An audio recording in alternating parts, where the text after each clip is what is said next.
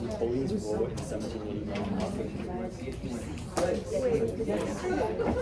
Is X supposed to be that he was very like Yeah, optimistic? because A, B, and C are all shown as 2 by 2 matrices. So you're multiplying a 2 by 2 matrix by something else, by another 2 by 2, and getting a 2 by 2. Wait, so this is gonna be like a lot of work. Like I have to do like A times like X.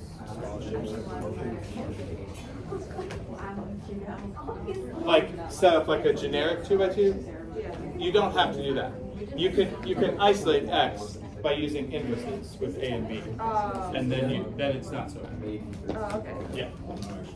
Otherwise, you have like a big, huge system of equations. Is that what you're thinking? Yeah. Wait, does the inverse always go before or after? It depends. So you want to put the inverse next to the matrix it's the inverse of, so that they cancel out. So I can put A inverse A X B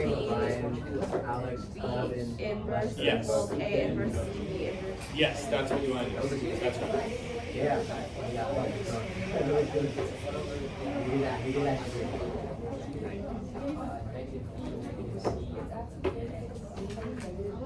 So many places we can draw.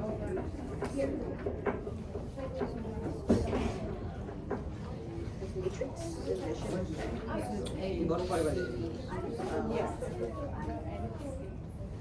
What's the thing that you were talking to?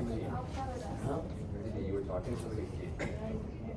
Oh, it's just like something random to party. This could be. Are we gonna go or no? The walk like this. It's another song. Deepest X?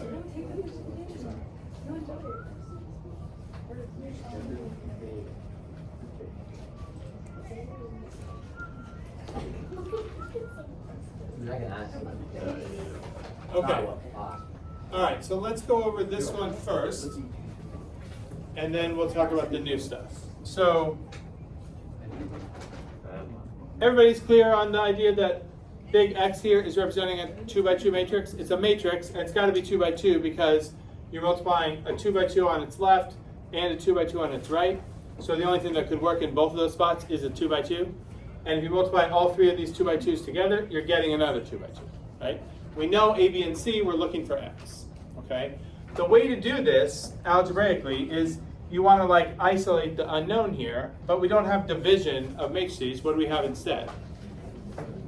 Multiply by inverses, okay? So first we want to know, do A and B both have inverses? Because if they don't, then X isn't going to be defined, right? So what's the determinant of A? 2. So it has an inverse because the determinant's not 0. What's the determinant of B? Also 2. Okay, so that means both inverses exist. So let's write down what those are. A inverse, the inverses start with a scalar. What's the scalar going to be for A since its determinant was 2? 1 over 2, okay. And then we have to rearrange the 2, 1, 0, 1. How? 1, 0, negative 1. So we have 1 and 2 here, and then these don't get switched, but they get the sign switched, right? Negative 1 and 0 stays, right? Yeah. Okay, that's A inverse. B inverse follow the same pattern. 1/2 again, because the determinant was also 2.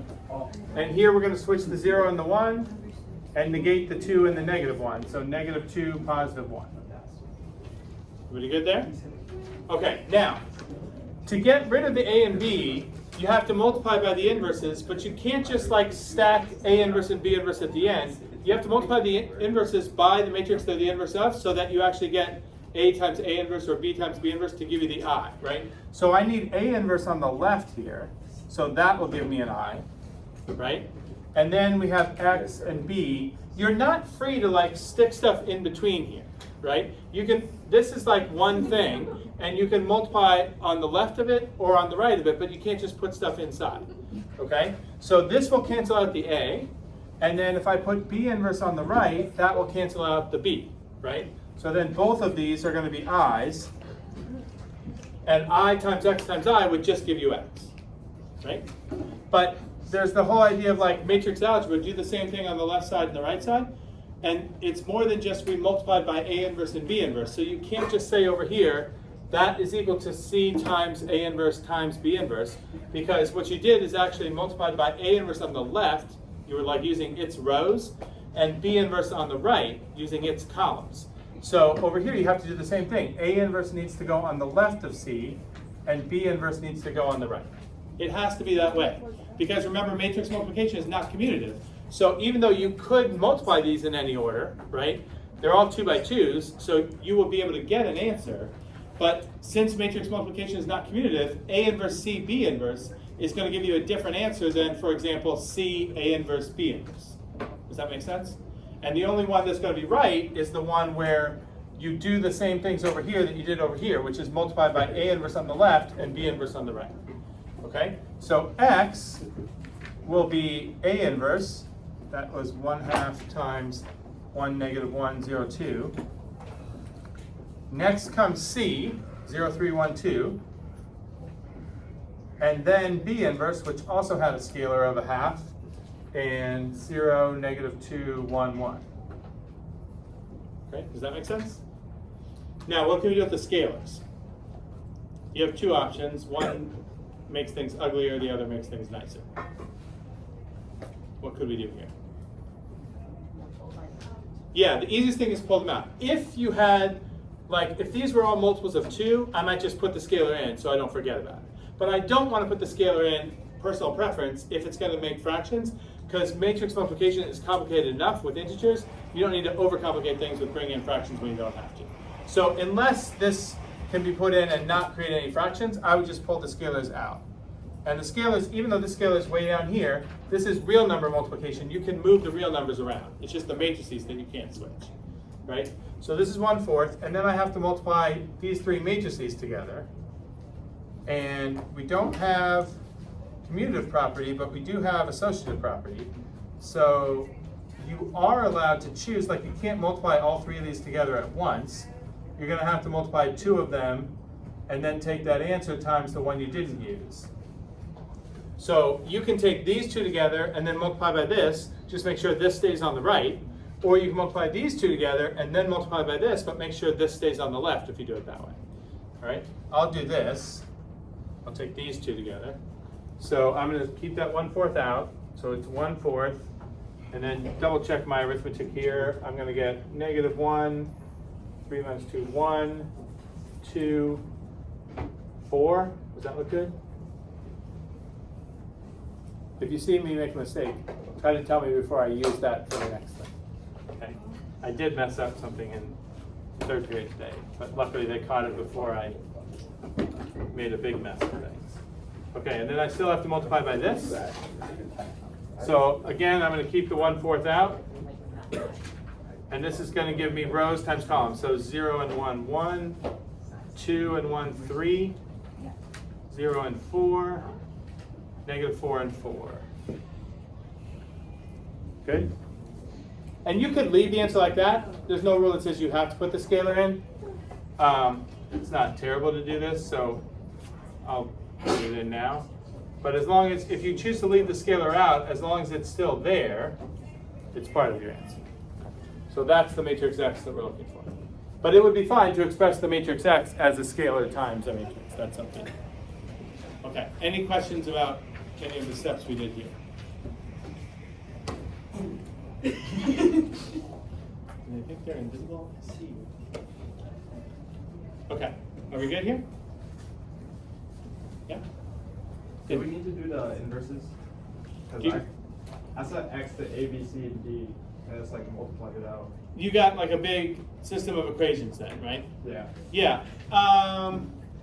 If it just said this, like there's no directions here, there's nothing stopping you from doing that. I think that way is longer and leads to more potential for mistakes. If I could see a question where it would say, given all this, use inverses to find, and then you'd have to do it this way. Okay? But without that, there is, do you understand what Dan is saying he did? Like, I think Maggie was talking about doing this first too. Like, you could say, you know X is going to be a 2 by 2 matrix, so you could make like a generic 2 by 2, right? A, B, C, and D. And then like carry this stuff out and set, you know, it takes a while. You have to do A times that, and then that thing times B. Is that what you did then? Yeah. And then you get a bunch of stuff with A, B, C, and D in it, and set that equal to 0, 3, 1, 2, and then like one by one solve for the variables. It works, but it's a lot of algebra. Okay, this is arithmetic heavy, but you're not like solving a system of equations. Okay, I would just say you should know how to do this with inverses in case you're asked to do that. Okay, everybody okay there? All right.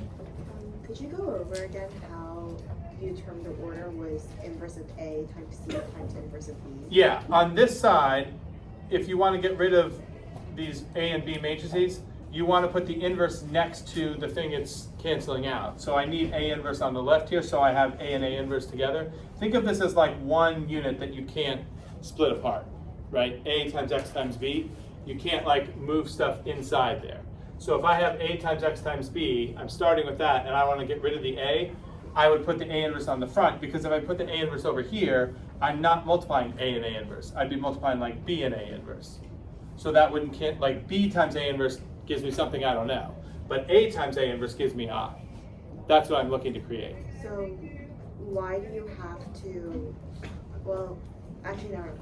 So do you see that if I put the inverses next to the thing they're going to cancel out, I'm multiplying what was already here by A inverse on the left and B inverse on the right.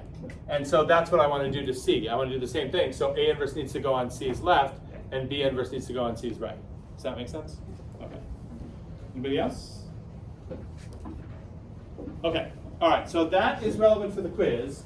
But what we start with now, you won't see on the quiz. Okay. It'll be on the test, but not on the quiz. Okay. So I'm going to talk to you about these things called elementary row operations. I want to first show you there are only 3 elementary row operations. These are things that you can do to a matrix that change the matrix into another form. And there are a couple of different forms that you might want to change the matrix into, depending on what you're trying to do. I was saying in linear algebra, you use these a lot for a lot of different things. We're pretty much going to be able to narrow down what we're doing to 2 different objectives we'll have. One is when you have a matrix that represents a system of equations, you can get the matrix into a form that lets you easily solve the system. So that's the first one. We're going to see some examples of that today. The ones I do today are sort of like the most straightforward kinds of solutions. We're going to get unique solutions where there's only one solution. But we talked yesterday about how you have systems that have unique solutions, and then you also have systems that have non-unique solutions. Non-unique solutions doesn't mean necessarily that you don't have a solution at all. It could mean that, or it could mean you have infinite solutions. No matter which case you're in, you can use elementary row operations to solve the system and figure out, do you have no solutions at all? Do you have one solution, or do you have infinite solutions? What we do today is just going to be restricted to finding solutions in a case where the system only has one solution and you're trying to find that. Okay? Later next week, we'll look at the non-unique solutions case.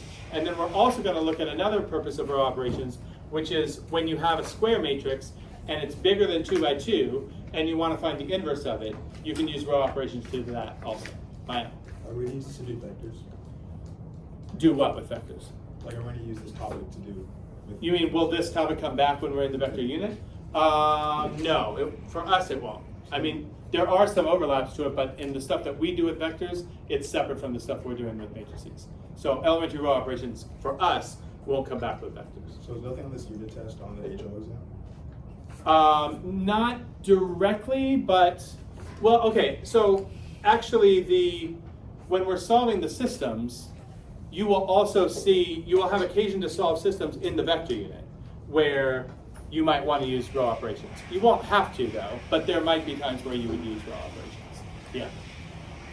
Yeah, that's true. So that piece would come up on the HO. Okay. All right, so I first want to show you what the 3 operations are, and there's also notation that's associated with describing the operations that I want to get you familiar with, okay? So here are the 3 operations. The first one is you can interchange 2 rows in a matrix, just switch the positions of the rows. So the notation for all these operations is going to use this R notation. R with a subscript stands for the row. So that R1, R2 with the double arrow is just saying that you're going to switch rows 1 and 2 in the matrix. That's the simplest operation, okay? The second one is you can take any row, not the whole matrix, but any row in the matrix, and multiply it by a non-zero constant. So you can multiply, like my example is take the things in row 1, multiply them by 3, and that becomes your new row 1. Okay? So the notation for this is, the way you would read this is 3 times R1 becomes the new R1. Okay? That's the second operation. Swap rows, multiply a row by a non-zero constant. The third operation, which is the most involved to describe, also ends up being the one we're going to use most frequently, is you're allowed to add a multiple of a row, similar to what we're doing here, but we're going to add a multiple of a row to a second row and have that result replace the second row. So the notation for that is something like this. Okay, that notation says you're going to multiply everything in row 1 by -2, and then add those values to the things that are in row 3, and that computation replaces row 3. It doesn't change row 1 though. Okay, so even though you're using -2 times row 1 to add to row 3 to get a new row 3, when you write the new matrix, only row 3 in this step would be different. Okay, row 1 goes back and stays the same as what it was. Beyond? This applies to, like, if you had a system of equations with your, like, 3x3 matrix, your variable matrix, the answer would, if you multiplied the row, like row 1, you would also multiply the answer and 3x3. Yeah, so actually, when we use matrices to solve a system, we're going to do something different than what I showed you yesterday, where you have like a matrix equation and you have like coefficient matrix times variable matrix equals answer matrix. In this situation, we're going to do one matrix to describe the whole system. It's called an augmented matrix. So you'd have your coefficients, and then we just add an extra column, which is the answers. But it's going to be one 3x4 matrix, not a product of 2 matrices equals another one. Okay? So when we apply these operations, we're just doing them on one matrix at a time. But when we use it to solve a system, one single matrix will represent the whole system all at once. Each column in the matrix has a different role. Like you'll have the X column, the Y column, the Z column, and then like the answer column. And most of what we're doing is going to be 3x3 systems, where that's exactly what we'll have, X, Y, Z, and then the answers. But what I'm showing you here isn't restricted to having that idea. You could do this in the 2x2 case. It's just more trouble than it's worth. We already have simpler ways to deal with 2x2 case. But if you had like 4 equations and 4 unknowns, and you had like W, X, Y, and Z, you could do the same process. Okay? But for what we're doing to get used to it, we're mostly going to stay in the 3x4 case. Like the matrix will have 3 rows and 4 columns, 1 for each variable, and then 1 for the answers. Okay? All right, now the reason we're going to do this is we want to transform the matrix that we're given into one of 2 convenient forms for the purpose of solving the system of equations. And the forms are row echelon form on the left and reduced row echelon form on the right. The abbreviations for these are REF and RREF. Those are in your calculator actually. Most of what we're going to do is without the calculator, but these operations are all programmed into your calculator, and the calculator can take a matrix and use a combination of these steps to get the matrix in either one of these forms. So when we get to a place where we're using technology, I can show you how you can put a matrix into the calculator and then ask the calculator for like the row echelon form of the matrix or the reduced row echelon form of the matrix. Okay? Like I said, what we're going to do right now is mostly by hand so you understand what's going on. So let me tell you what characterizes each of these forms. In row echelon form, the things I put the stars, the entries that would go in the spots where the stars are, those are called the pivot positions. So these numbers are called the pivots. And there's no requirement about what the pivot values have to be in row echelon form, although it's more convenient if those pivots are 1s. It's not a requirement, they don't have to be 1s, but sometimes to do the rest of the work you need to do, it's more convenient if those are 1s. The only requirement though for row echelon form is that underneath the pivots, you have to have 0s, okay? So if you had a 3x4 matrix, remember this could apply to a matrix of any size, but if you have a 3x4, the pivot spots are the spots on the main diagonal. So this is the spots where you have like the row and the column are the same value, right? First row, first column, second row, second column, third row, third column, and so on. So top left corner is the first pivot. Underneath that, you have to have nothing but 0s.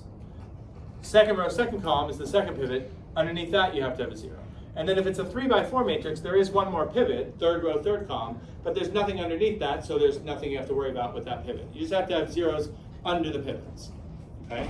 Above the pivots, you can have anything. So these number signs here just mean you're going to have a number there, but there's no restrictions on what the numbers are. Okay? That's row echelon form. Reduced row echelon form is, as it sort of sounds, it's like further operations. Usually you have to do some combination of operations to get to row echelon form, and then usually you're going to need more if you have to get all the way to reduced row echelon form. This is like further advancement of that. In here, you still have the requirement that you have to have zeros under the pivots, but now the pivot values do have to be ones. And the other requirement that wasn't present over there is in reduced row echelon form, not only do you have to have zeros under the pivots, you also have to have zeros above the pivots, okay? Which means, remember, most of these matrices we're going to do this stuff on are not square matrices, but if you start from the left and move until you have a square, the square portion of that matrix is going to look like what? What does that resemble that we've seen before? If you take this away. That's the identity matrix, okay? So in reduced row echelon form, you're getting the first square portion of the matrix to look like the identity matrix. But in row echelon form, you don't need that. The only thing that that has in common with the identity matrix is you do have zeros underneath the main diagonal, but that's all you need. Okay? Good so far? Okay. All right, so we're going to practice this a couple times. This one, just so you can sort of see get the hang of what we're doing with row operations, we're just going to take this matrix, which is not in row echelon form right now, and put it into row echelon form. Okay, and that's all we're going to do. But the next example I have, I'll show you like the benefit of having in row echelon form. We'll consider a system of equations that can be represented by a matrix. We'll put the matrix in row echelon form, and then you'll see that once it's in row echelon form, solving the system becomes much easier. Okay? All right, so for this one, we said the strategy here of how to get it in row echelon form, remember to get it in row echelon form, I just need the things underneath the pivots to be zeros. So right now the pivots are 1, 1, and -2. Now as you do operations, those values can change, but we said it's convenient but not required that the pivots be 1, okay? So you start from the left, you're gonna work like left to right, you fix one column at a time.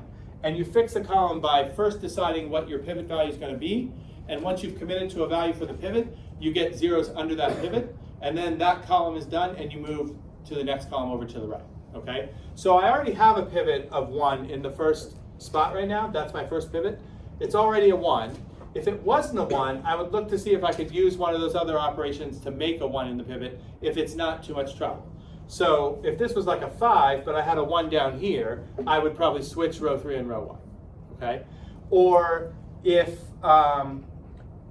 there were no 1s here, but let's say this row that starts with a 2, let's say all the entries in this row were even numbers, then I might say I'm going to multiply this whole row by 1/2 and get a 1 here, and all these numbers would not be fractions if they were all even, and then I would switch the new row 2 with the old row 1, okay? So those are things you could do, but you don't have to have a 1 there, it's just more convenient. The reason it's more convenient, if you look at what we have now, is once you decide on your pivot, the next step is get zeros under that pivot. So I want a 0 where this 2 is, and I want a 0 where this 1 is. And to get the zeros, you're almost always going to end up using that third operation, where you take a multiple of a row and add it to another row. And almost always you're going to take a multiple of the pivot row and add to the row you're trying to get the 0 in. So do you see there is a multiple of row 1 that I could add to row 2 to make row 2 start with a 0 instead of that 2? Which multiple of row 1 do I want? 2? -2. Yeah. -2 times row 1 added to row 2 will make a 0 there. So that's the first operation I'm going to do. Okay? Now usually when you change the matrix by using one of these row operations, you change the matrix one operation at a time. So you're going to show what the new matrix would look like after you've performed a row operation. But in the case where you're trying to get multiple zeros in the same column, because this operation only changes row 2. Remember, even though we're taking -2 times row 1, it's not going to change the original row 1. It's only going to make a new row 2. So I can do this operation and change row 2. At the same time, I do a similar operation that will only change row 3, because I also need a 0 to start row 3, right? But the multiple of the pivot row I want to get a 0 here, where this 1 is different from the multiple of row 1 that I wanted to use to get the 0 where the 2 was. Which multiple of row 1 will give me a 0 in that last row? -1, okay? So at the same time I do -2 row 1 plus row 2 to be the new row 2, I'm also going to do -1 times row 1 plus row 3 to be the new row 3, okay? And now I want to show what that matrix would look like, okay?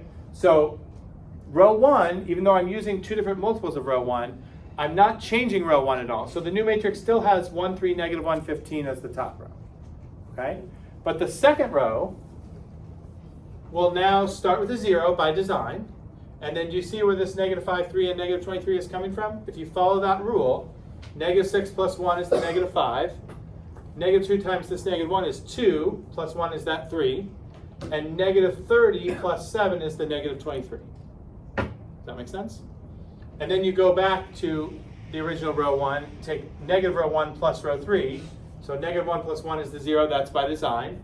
Negative 3 and negative 1 is negative 4. 1 and negative 2 is negative 1. And negative 15 and 0 is the negative 15. Does that make sense? It's very important, at least on the test, for me when you do this, but I want you to get in the habit of doing this. So when you're doing the homework tonight, include, when you produce a new matrix, show what the row operations were that you were doing to the old matrix to get this matrix. And the reason why that's going to be really helpful on the assessments is sometimes you can make a really simple arithmetic mistake, like drop a negative sign or something, and you might make that way early on in the process, and by the time you go to the end, even if you make no more mistakes, your final answer is way off of what the actual answer is. If I want to figure out how much partial credit you should get, like how many mistakes did you make, it's much easier for me to figure that out if I know what were you trying to do and did you do it correctly or not. If I only see this new matrix and there's mistakes in here, sometimes it's really hard for me to know what were you trying to do. So include the operation, use the R notation so I can see this is what I'm setting out to do and here's the result I got when I did that. Okay? All right, now the first column is done. So we're almost in row echelon form now. The only thing that is not right for row echelon form is this negative 4 needs to be a 0. Does that make sense? Now, the second pivot right now is what? Negative 5. It's more convenient if that's a 1, because if that's a 1, the multiple of this row that you want to get a 0 here is easier to figure out. Does that make sense? So I want to look to see if I can get a 1 there. And I would look at a couple of things. This is not a 1. I don't want to move row 1 out of its spot now, because if I move it out, do you see that then I would have a 1 down here where I already had zeros, and that would undo some of the work I'd already done. Okay? However, you're still free to move rows 2 and 3 because they're both zeros, right? So if I had a 1 here and a negative 5 here, I would switch rows 2 and 3. Does that make sense? Okay? But I don't have that in either place. I could also force a 1 by multiplying like row 2 by negative 1/5 or row 3 by negative 1/4. But do you see in this case, doing either of those is going to give me messy fractions in there. So it's not really worth getting the 1 at the expense of having a bunch of ugly fractions in your matrix. You're probably not going to be able to avoid fractions completely in a lot of these problems. Fractions are going to come up. You're going to see that the way I'm going to choose to get the 0 here, I'm going to introduce fractions anyway because I have to. But and sometimes you can do like a lot of extra steps and eliminate the fractions, and you can like get carried away with that. Like you take 5 steps to figure out how to get a 1 there, and somebody else can do 1 step with fractions and get the 0 here right away. So there is like a sort of trade-off there of what you want to do. What I'm going to do here, since there's not a great alternative, is just take negative 4/5 of row 2 and add that to row 3 and have that be the new row 3, because negative 4/5 of this will give me a positive 4, and 4 and negative 4 gives me the 0 I want. Does that make sense? So I know it's going to bring fractions in, and they're a little bit messy. Here's what the result looks like. Remember, this is only going to change row 3, so row 1 and row 2 are the same as what they were. And really, you already know, does it make sense? The reason you're using the pivot row to do this is you don't want to mess these up. And if you have a multiple of row 2, since row 2 starts with a 0, whatever multiple you're doing here, that's still going to be a 0, and 0 plus this 0 doesn't disturb what you already fixed, right? Whereas if you took a multiple of row 1 and added it to row 3, now you might turn this 0 into some non-zero number, and then you got to go back and fix that. So that's why there is like a logic to how to do this. Fix one column, move to the right, fix the next column, and when you're trying to get the zeros, take multiples of the pivot row added to the rows where you want the zeros. And that will like keep making you like move towards your goal without undoing progress you already made at earlier steps. We okay so far? Okay, now technically that's in row echelon form, okay? there is a cleaner version of row echelon form here that's not really necessary, but you notice I could multiply row 3 by something and eliminate the fractions, right? I could multiply by 5 and it would eliminate the fractions. As it turns out, I can multiply by -5/17 and actually get a 1 in this pivot spot, right? So that would give me this. But to be clear, this is not necessary for row echelon form. You already have row echelon form here, right? Now you might want this if we're going to do something with the row echelon form, which is like what the next example is going to show, where we're using row echelon form to solve for the solution to a system, okay? But that's all there is to row echelon form. Some combination of row operations to get you to a matrix that has zeros underneath each of the pivots. And if it's a 3x4 matrix, you only need 3 zeros, and then you're done. We good so far? Okay, let's try one where we're actually solving a system. Okay.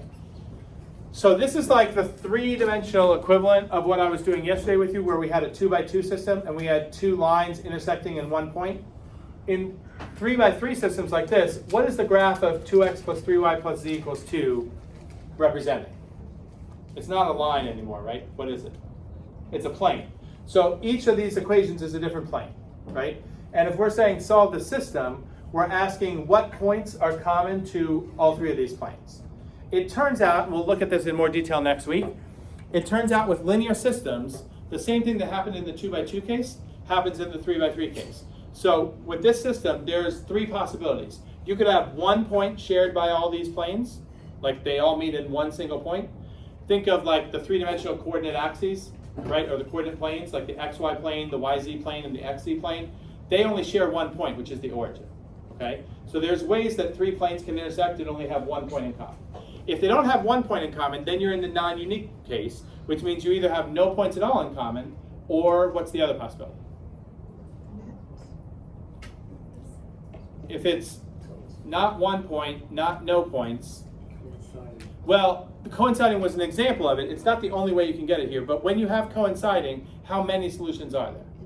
Infinite, okay? You don't have to have these planes coincide to have infinite solutions. Can you visualize? You could have 3 planes that all intersect in a line, and you've still got infinite solutions, right? It's not every point in the plane, but there's an infinite set of points, right? So it's still the case of like 1, none, or an infinite number. Today, we're only going to look at solution systems that have 1 solution. So we're trying to find what is the 1 point common to all 3 of those planes. So the way to do this is to make it into a matrix, and then do row operations on this matrix to get it in row echelon form. Now, do you see here we said it's convenient if the first pivot is a 1. Right now it's a 2, right? But there is an easy way to get a 1 in that pivot. What's the easiest way? Switch rows 1 and 3. So that's what I'm going to do first. So this is that matrix. Now, once I have that, it makes it easier to get the zeros under here, having this be a 1. If I kept this as a 2, the multiples of row 1 that I add to get to these are messier than in this case. Does that make sense? What multiples of row 1 do I want to add to rows 2 and 3 to get zeros under that 1? What's the first multiple I'm going to use? -3. -3 times row 1 added to row 2 is the new row 2. And then the other one? -2 times row 1 added to row 3 will be the new row 3. Okay? If you do that, you're going to get this matrix. I'm speeding us along because we only have 3 more minutes. But I'm almost done, right? I have 2 zeros. I only need 1 more 0.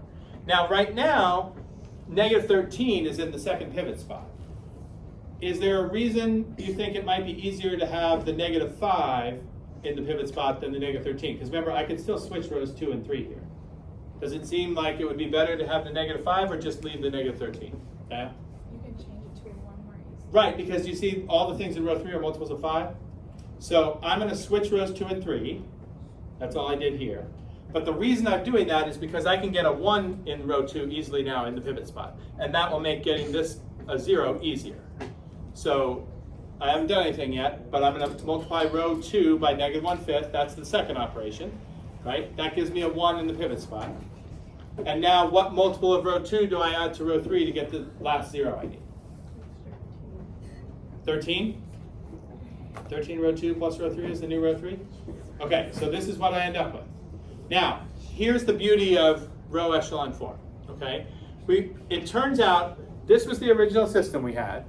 When we changed the matrix by using row operations, although you're changing the entries, you still have a system of equations, like each one of these rows represents an equation, and the solution to this system is the same as the solution to the original. Since all we did was row operations, we haven't changed what the system's solution is going to be. But this system is easier to solve using this method called back substitution. You work from the bottom up. Remember, each one of these rows represents an equation. If you were to read the third row as an equation, what would that say? 2z equals negative 12. So that can be solved for z. What's z? Negative 6. Now go up a step to the middle row. What does the middle row say as an equation? Y plus z equals negative 4. Typo there, negative 4, right? I fixed it on the next one. But we already know z. Z is negative 6. So y plus negative 6 is negative 4, meaning y is 2. Now we have y and z, all we need is x. Go up to the top equation. That's the only equation that uses all three. What is that as an equation? Good. But we can plug in 2 for the y and negative 6 for the z and get this. And that means x will be x minus 10 equals negative 9. X is 1. Okay? So our solution is 1, 2, negative 6. That is the one point that all three of these planes share. If you plug in 1, 2, negative 6 into each of these equations, you will see all three equations work there. That's the one point they have in common. Okay? That's what you're going to be doing a little bit on homework 5. Now, you don't have to do homework 5 for me until Monday. Okay? But the reason I picked certain problems on that sheet for homework 5 and other ones for homework 6 is I cherry-picked the problems on that sheet that have unique solutions. That's what you're doing for homework 5. Some of them have no solutions or infinite solutions. We haven't talked about how to recognize that or what to do in those cases yet.